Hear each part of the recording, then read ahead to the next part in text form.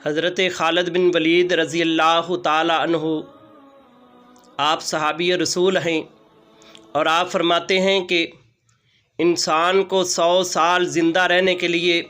100 سال کی زندگی درکار نہیں، بلکہ انسان کچھ ایسا کام کر کے جائے کہ انسان کو لوگ 100 سال تک یاد رکھا جائے، یعنی صدیوں یاد رکھا جائے، کو لوگ اسے یاد کریں کہ وہ انسان اچھا تھا، لوگوں کے دلوں میں ایسا گھر کر کے جا۔ تو